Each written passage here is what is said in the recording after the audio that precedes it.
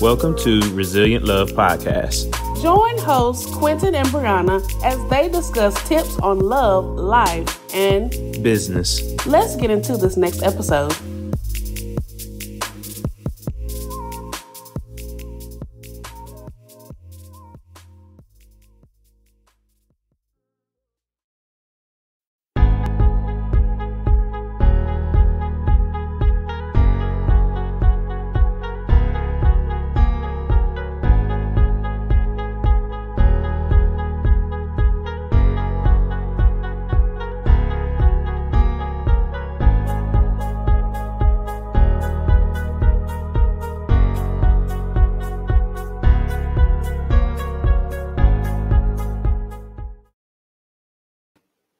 Hey everybody. Hey everybody. What's up? We're back with another episode of Resilient Love. Okay, he came in with the love a little late. But anyway, so today's episode is really good. I'm excited already. I know you say it's really good. It's going to be really good when you hear it. I've got a question for you guys before we even get started. Do you recognize your opponent? Do you recognize your opponent? This month, we're talking about getting your fight back. And we have a special guest with us, Miss Tasha Wilson. And we're going to go ahead and allow her the floor to just share. And so without further ado, here's Miss Tasha. Hi. Hey. Hello. So glad to be here. Glad to have you. So I'm going to jump right into the first question, which is, we will allow you to introduce yourself to our listeners. Everyone has a story. Share your journey with us. All right. My journey is so unconventional. I always don't know which way to start, but I'll start with my name. My name is Tasha Wilson. I'm also known as Tasha W, the messenger of hope. And that name just basically is an external feature of who I am intrinsically. I've always been one to bring light into a room. I'm always one to give hope to others who feel either burdened or brokenhearted.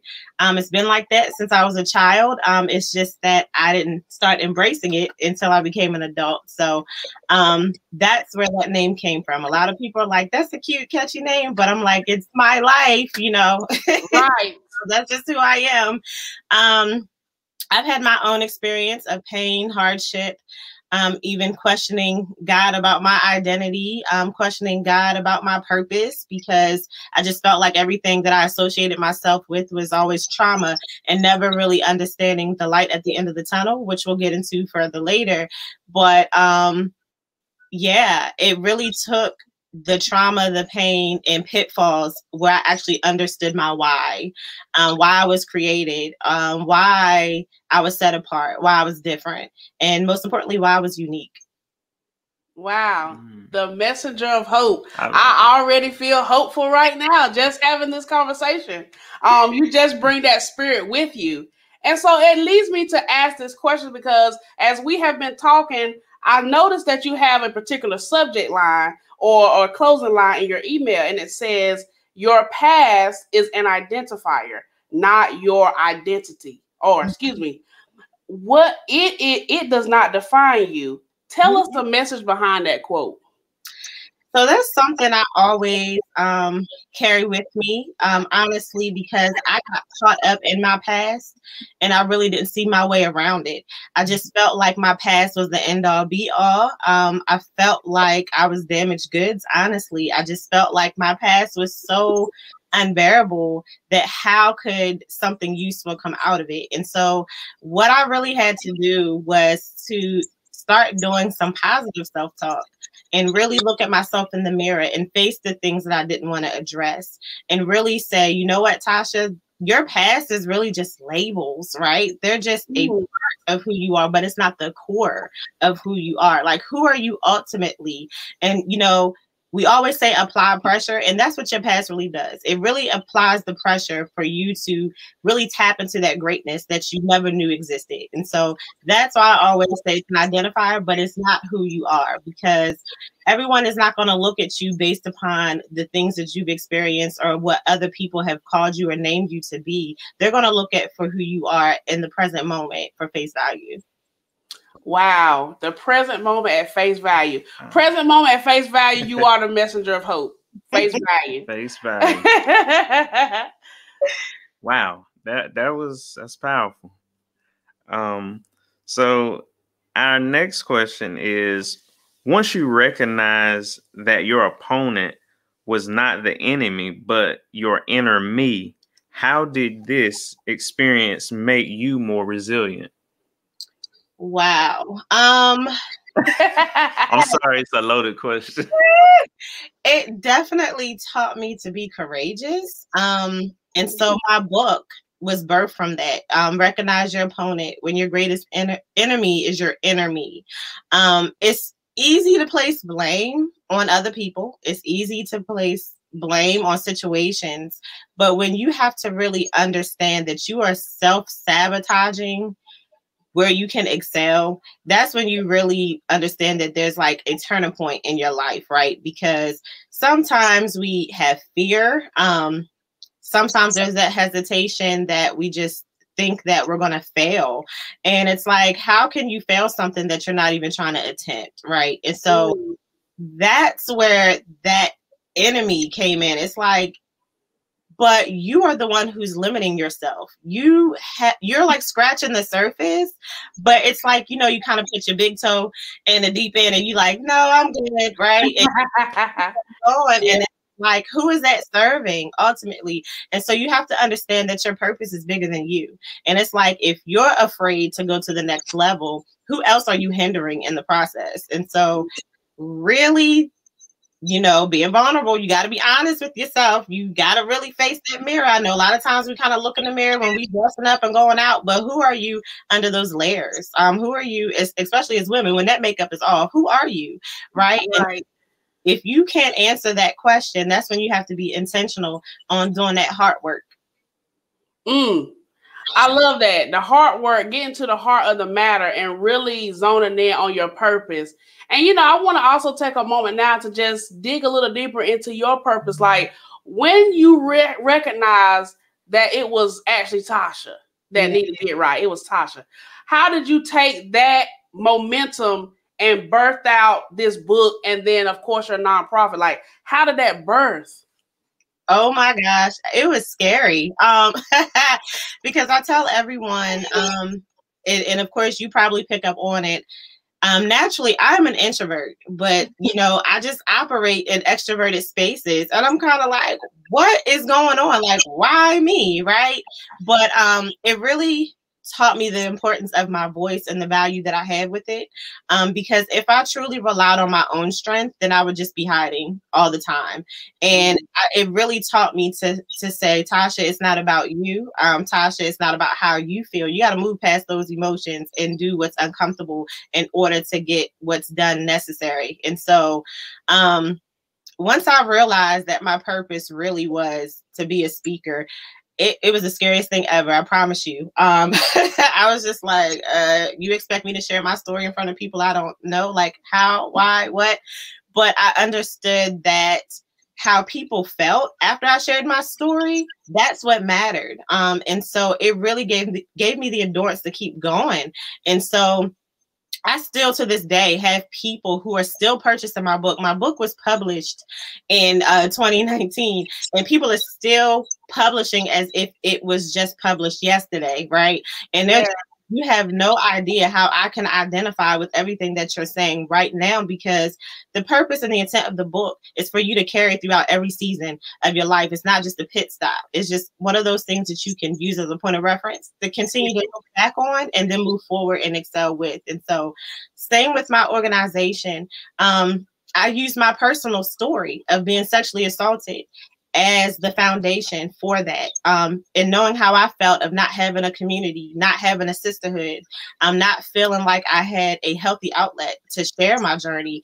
That's how that organization was established. And even if your sexual assault experience doesn't look like mine, it still holds the same amount of weight. It's still credible.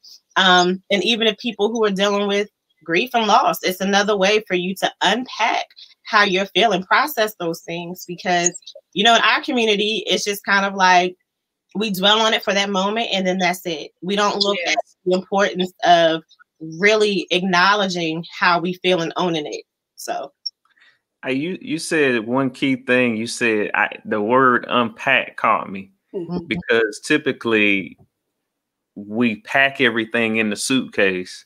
So we never focus. We take no focus on really unpacking and dealing with it, and organizing it where it needs to go.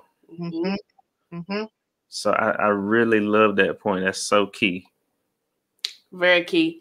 And if you guys haven't caught it already, we are talking with Miss Tasha Wilson, aka Tasha W, the messenger of hope. We want you guys to make sure that you grab her book, and we have that right here scrolling at the bottom of your screen.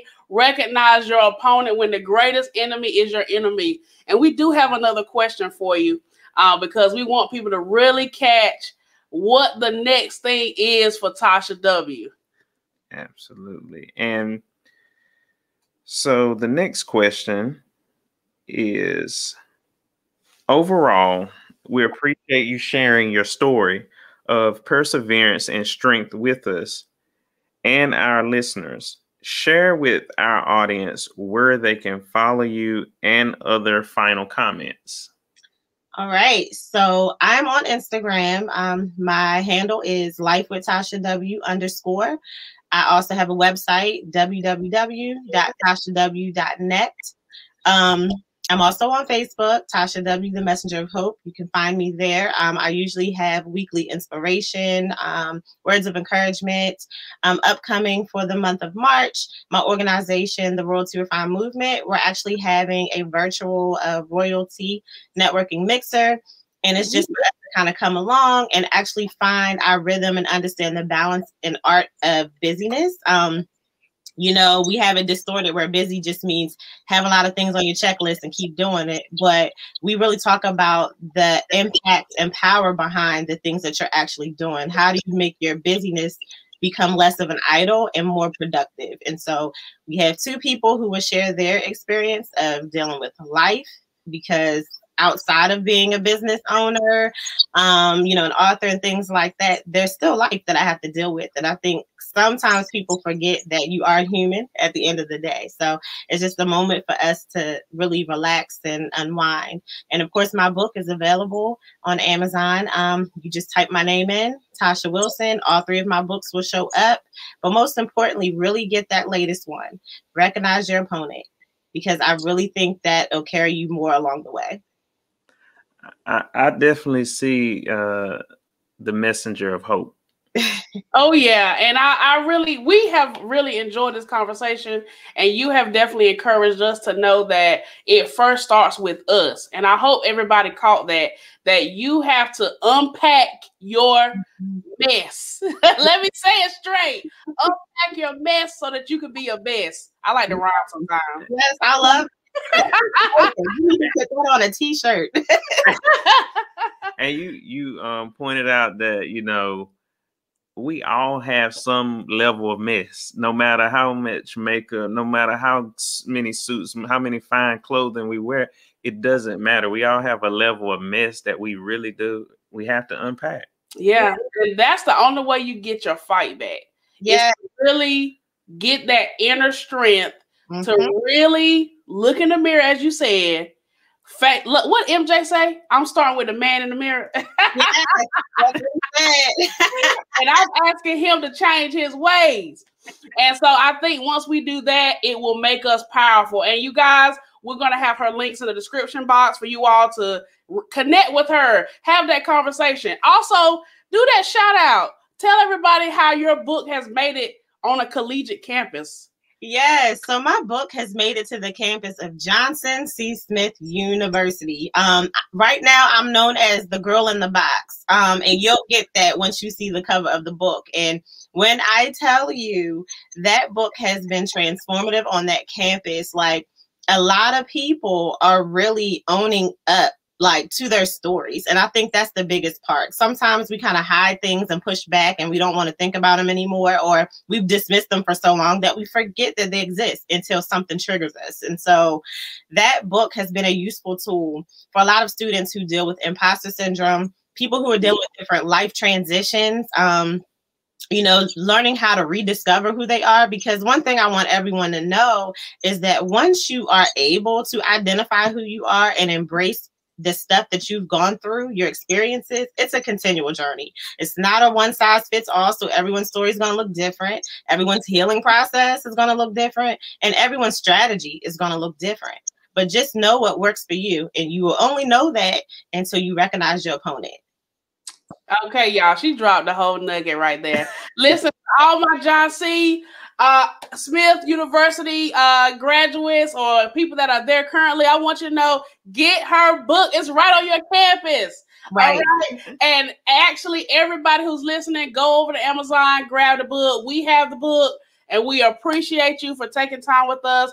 And we want everybody to know as we close out, recognize your opponent. It's really you. Yeah. Thank you so much. And you guys, hope you enjoyed the episode. See ya. See ya.